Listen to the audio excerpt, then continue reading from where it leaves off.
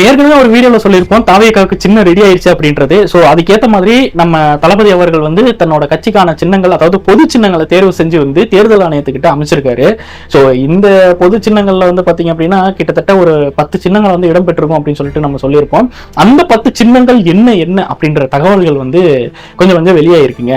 அதுல ஒரு சில சின்னங்கள் என்னென்ன அப்படின்னு சொல்லிட்டு பாத்தீங்க அப்படின்னா, விசில் சின்னம், கால்பந்து சின்னம், பேட், கிரிக்கெட் பேட் சின்னம், லேப்டாப் சின்னம், வெற்றி கோப்பை அப்படின்ற ஒரு சின்னம், இந்த மாதிரியான சின்னங்கள் தான் வந்து அவங்க தேர்ந்தெடுத்து தேர்தல் ஆணையத்துக்கிட்ட வந்து கேட்டிருக்காங்க அப்படின்ற தகவல் வந்து வெளியாயிருக்கு.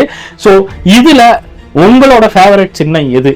நம்ம டிவிகேவுக்கு இந்த சின்னம் இருந்தா சூப்பரா இருக்கும்பா அப்படின்ற மாதிரி நீங்க எதை ஃபீல் பண்றீங்களோ அதை கீழே கமெண்ட் பாக்ஸ்ல கமெண்ட் பண்ணுங்க. எனக்கு பர்சனலா என்ன தோணுது அப்படின்னா, நான் முன்ன வந்து இந்த சின்னம் பத்தி ஒரு வீடியோ போட்டப்போ கீழே வந்து பீப்புள்ஸ் எல்லாருமே அதிகமா கமெண்ட் பண்ண சின்னம் ஆட்டோ சின்னம். சோ ஆட்டோவே இருந்தா நல்லா இருக்கும்னு தோணுதுங்க. நீங்க என்ன நினைக்கிறீங்க அப்படின்றத கீழே கமெண்ட் பண்ணுங்க. காற்று, மழை, வெயில், இயற்கையை யாரால் கட்டுப்படுத்த முடியும்? யாரால் தடுக்க முடியும்? இவையெல்லாம் கடவுளால் உருவாக்கப்பட்டவை. அப்படிதான் எம் மக்களுக்கான அரசியலையும் யாராலும் தடுக்க முடியாது.